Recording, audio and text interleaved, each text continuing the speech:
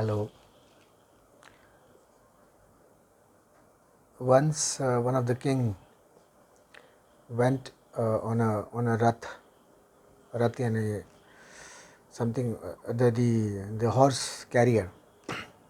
So he goes on the rath and he meets one of the spiritual seeker and or I would say spiritual saint, and he was in a very blissed state, and he was just in his own fun or own ecstasy what was happening inside him.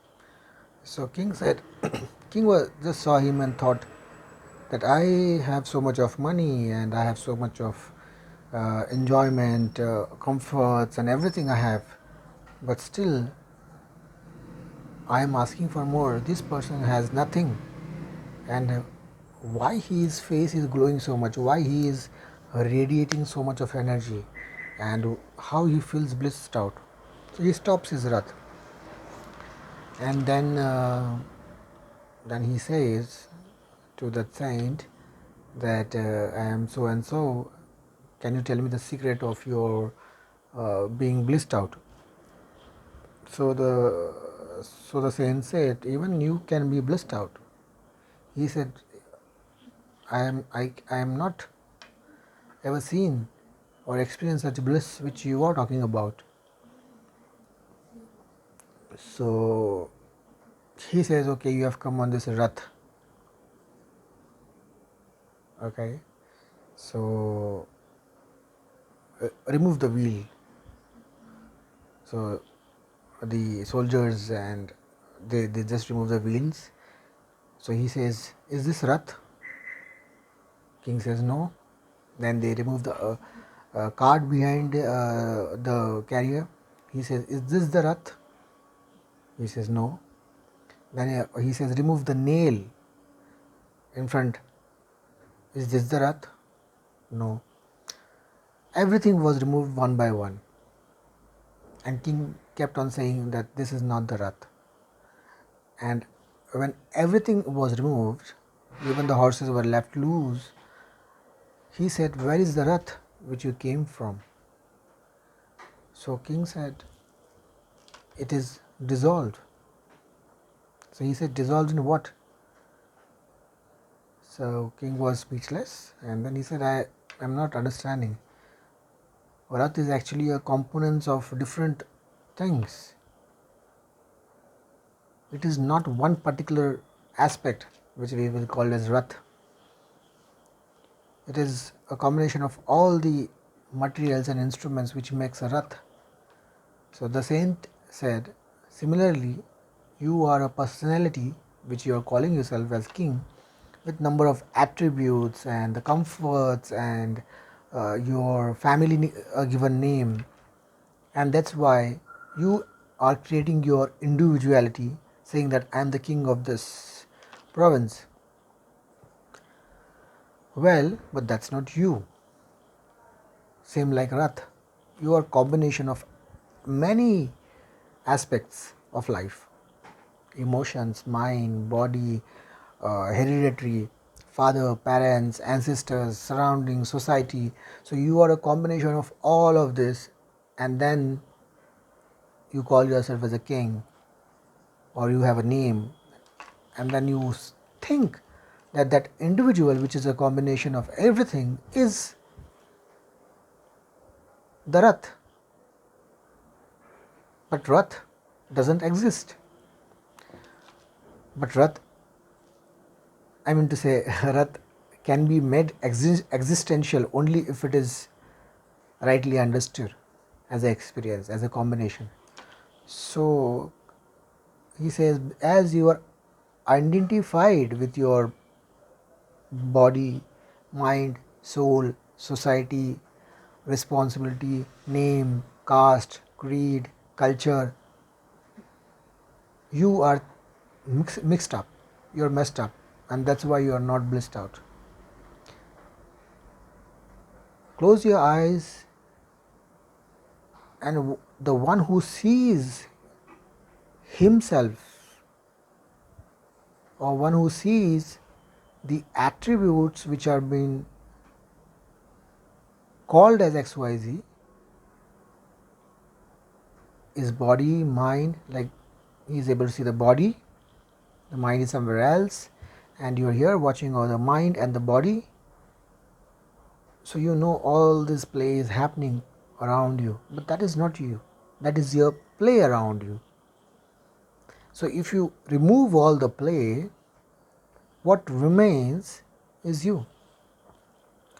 Unless and until you reach to that state where you are able to not identify with anything. Anything means absolutely nothing. Only then you will be able to really know the bliss, the ecstasy, the super consciousness, the Christ consciousness, the Krishna consciousness, the Shiva consciousness. I call it as the Shiva Tattva. Now you will say, if something is space, everything is removed, nothing remains, then what is that which I am talking about? Well, that is experiential. I'll give you one very quick example again in terms of metaphysics or a physical scientific level. For example, we have a wall and then there are bricks.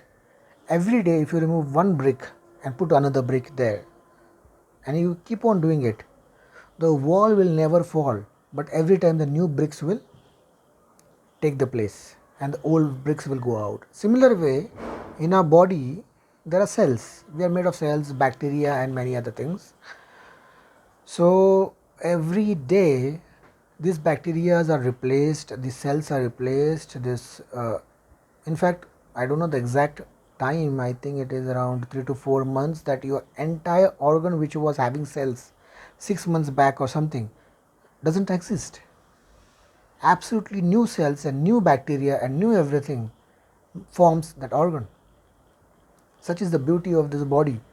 So if you remove this cell by cell, this body,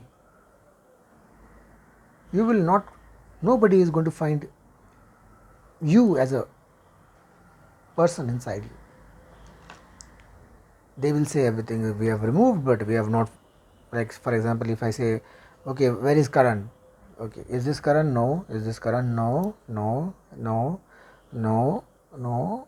Karan is no. This is no. Everything is no. You will get the answer as no. And even if you tear me apart, you will find nothing. So where is Karan? When you scientifically see the bacteria which are holding you and your organs and your body, which inside which you are encased, if once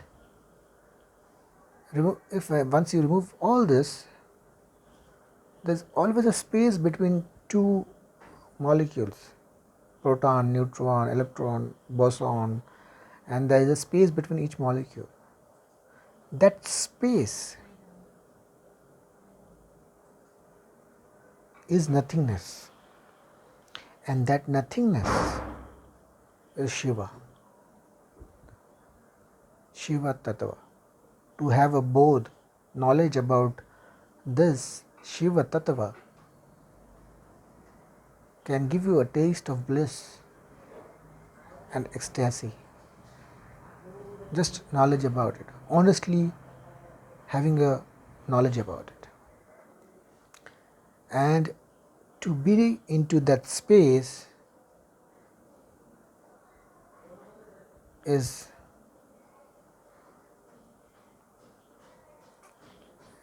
very less words to speak about such things. That space, if it get emerged or merged in entire space cosmos, you become Shiva Tattva. Shivoham, Shivoham. So that Shiva Tattva, above which all this cosmos is playing the role, is Shakti. Shakti is the one who creates the Maya, and Shiva is the one who breaks the illusion of Maya. Maya is also as true as we see. There is a body, there is everything, but Maya is also true. But when you go beyond Maya, when you go in nothingness, then even Maya becomes an illusion. So this nothingness has a very powerful energy. Even science is now saying that we are only vibrations. The entire cosmos is only about vibrations. When there's a pattern of cyclic pattern of every other molecule, and there is a cyclic pattern of life and death and cycle. So we have to break this cycle, and breaking this cycle cannot happen by breaking the neutron or electron or your body. It's not going to happen that way. Breaking the pattern is going to happen when you see that space, when you experience that space. So one small technique I'll share and close this video. The technique is when you just sit for 5, 10, 15 minutes as per your capacity. Close your eyes,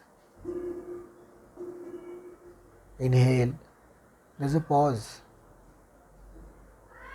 and then exhale, again there's a pause. In every inhalation and exhalation, there's a pause.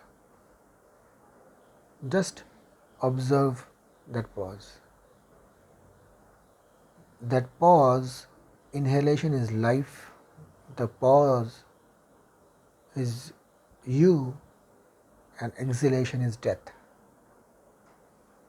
This is a technique which Buddha has preached to his monks, and Buddha himself was enlightened with this method.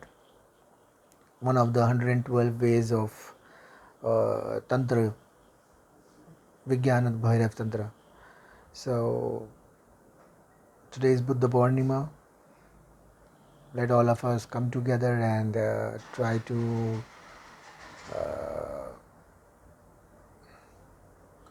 be part of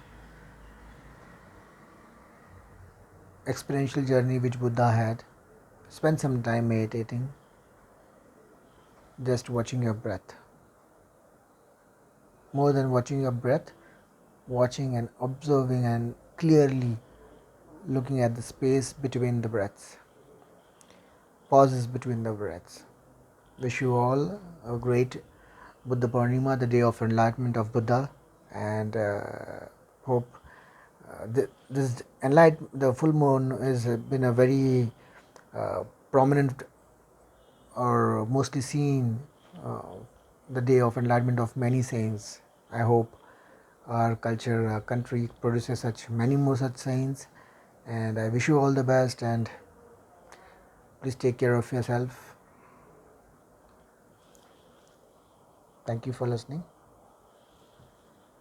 Shambho.